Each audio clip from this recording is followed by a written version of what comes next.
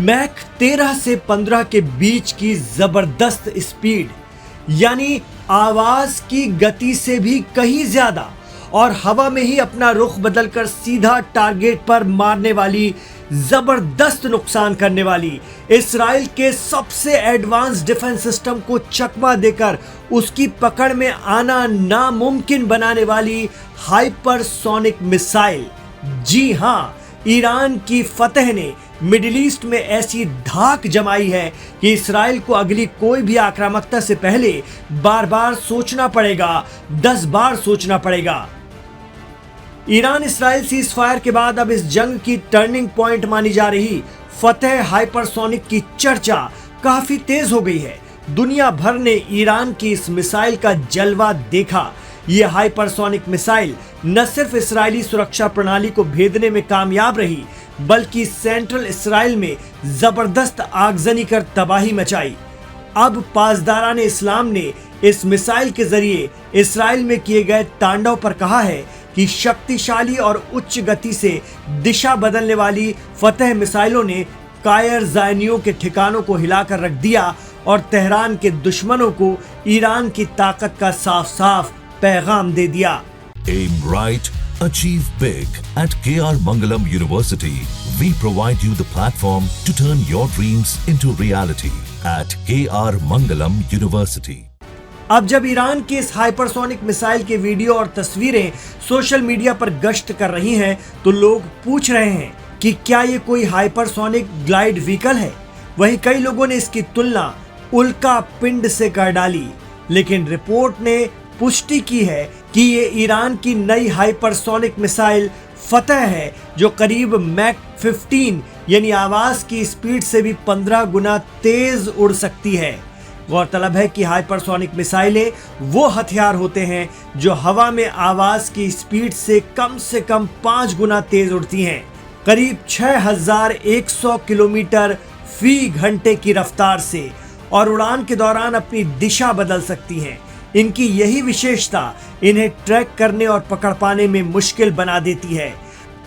खास बात यह है कि ईरान की सभी बैलिस्टिक मिसाइलें इस्राइल के शहरों पर गिरने से पहले कुछ समय के लिए बहुत तेज हाइपरसोनिक स्पीड पकड़ती हैं। फतह के साथ ईरान उन गिने चुने मुल्कों में शामिल हो गया है जो हाइपरसोनिक हथियार बना चुके हैं। अब तक इस लिस्ट में सिर्फ रूस, चीन और हिंदुस्तान थे। ईरान की मिसाइल टेक्नोलॉजी का दुनिया में कोई सानी नहीं है, और 13 जून से 22 जून के बीच इस्राइल को दिए जख्मों ने इसे साबित भी कर दिया है।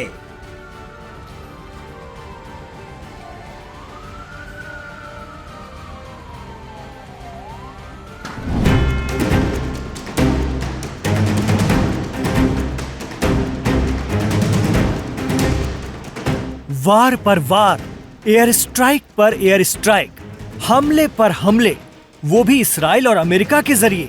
और कोई हो तो ऐसा गिरे कि फिर उठना मुश्किल हो जाए। लेकिन यमन के जैदी शिया पता नहीं कौन सी घूटी पीकर आए हैं कि इतने हमलों के बाद फिर उठ खड़े होते हैं और ऐसा पलटवार करते हैं कि इनका दुश्मन भी कराह उठता है। हम बात कर रहे हैं अंसारुल्लाह या हूती जंगजुओं की, जो आज भी अपने हौसलों के दम पर गजा के लिए इस्राइल से भिड़ने का दावा करते हैं। अमेरिका ने तो इनके आगे तौबा ही कर ली और समझौता कर लिया। प्रेसिडेंट ट्रंप ने कहा बहादुरी से लड़े हूती, लेकिन इस्राइल और अमेरिका से भिड़ने के लिए सिर्फ दम ही नहीं, तकनीक भी चाहिए। कमाल की बात तो यह है कि वो भी यमन के अंसारुल्लाह के पास है। महीनों से उन पर मिसाइलें गिर रही हैं, एयर स्ट्राइक हो रही है, लेकिन उनके पास भी तो ऐसी ताकत है जिसके चलते वो बच निकलते हैं। लाल सागर में इस्राइल के समर्थन में बड़े जोश में उतरा था अमेरिका। दुनिया तो कहने लगी कि अब गए हूती। अमेरिका जहां उतर जाए वहां भला किसी की दम है कि कोई उसके सामने टिके। लेकिन नतीजे चौंकाने वाले निकले, बहुत चौंकाने वाले। 22 से 25 अमेरिकी MQ रिपर ड्रोन गिराने का दावा करते हैं हूती। जी हां, मीडिया रिपोर्ट बताती है कि 67 अमेरिकी रिपर ड्रोन खो जाने की पुष्टि हुई। हूतियों ने वीडियो दिखाए, दुनिया सन्न रह गई। तगड़ा चूना लगा अमेरिका को। Aim right, achieve big. At KR Mangalam University, we provide you the platform to turn your dreams into reality. At KR Mangalam University. कहा जाता है कि एक एक MQ-9 रिपर ड्रोन $3 करोड़ का होता है। बाकी आप हिसाब लगा लीजिए, अमेरिका ने हूतियों पर हाथ डालकर कितना नुकसान उठाया है। इसराइल ने फाइटर जेट भेजे तो अंसारुल्लाह ने अपने देसी एयर डिफेंस सिस्टम से एक साथ इतनी मिसाइलें छोड़ दी कि इसराइल के होश उड़ गए। दरअसल हूतियों ने ईरान की तरह यमन में भी अपनी रिवर्स इंजीनियरिंग का ऐसा जलवा कायम किया है कि डिफेंस एक्सपर्ट भी दंग रह जाएं। उन्होंने ऐसा एयर डिफेंस सिस्टम बना लिया है कि दुनिया की सबसे ताकतवर सेनाएं भी पीछे हटने पर मजबूर हो जाएं। जी हां, हूतियों के पास है सकर-1। सकर यमन के अंसारुल्लाह का अपना खुद का एयर डिफेंस सिस्टम।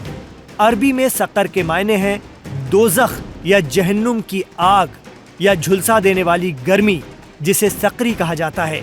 ये सकर आमतौर पर 358 मिसाइल के नाम से जाना जाता है।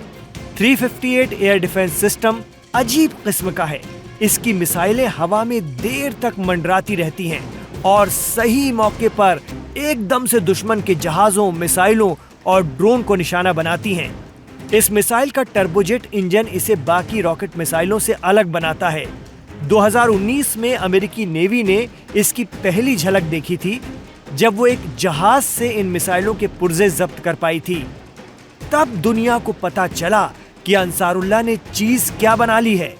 मीडिया रिपोर्ट बताती है कि सकर-1 air defence system Ansarullah military ने रूसी मिसाइलों को रिवर्स इंजीनियरिंग के जरिए डेवलप करके बनाया है। उनके पास रूस की पुरानी एयर टू एयर मिसाइलें थीं, जो असल में MiG-29 जैसे फाइटर जेट से दागने के लिए बनाई गई थी। लेकिन अब हूतियों ने इस मिसाइल का काम ही बदल दिया है। उन्होंने इन पुराने हथियारों को ऐसा मॉडिफाई किया कि अब ये सकर-1 एयर डिफेंस सिस्टम की शक्ल ले चुके हैं। आरोप लगता है कि इसमें ईरान यमन के हूतियों की तकनीकी मदद करता है। हालांकि ईरान इससे इनकार करता है। वो कहता है हूती खुद सक्षम है, अहल है, वो एक सरकार है, एक फौज है और अपने हिसाब से अपनी चीजें बनाते हैं।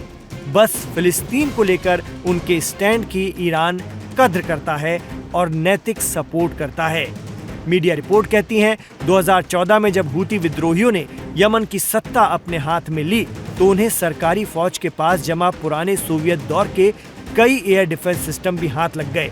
इनमें से कुछ सिस्टम इतने पुराने थे कि लोग मान चुके थे कि अब ये कबाड़ में ही जाएंगे, लेकिन हूती लड़ाकों ने उन्हें फिर से चलने लायक बना दिया। आज हूती जंगजू ईरान के बाद रिवर्स इंजीनियरिंग के मामले में उस्ताद माने जाते हैं। रिजल्ट सबके सामने है। अमेरिका सीज फायर कर चुका है उनसे और इसराइल हलाकान है। शर्त बस एक है, गजा में आक्रामकता छोड़ दो।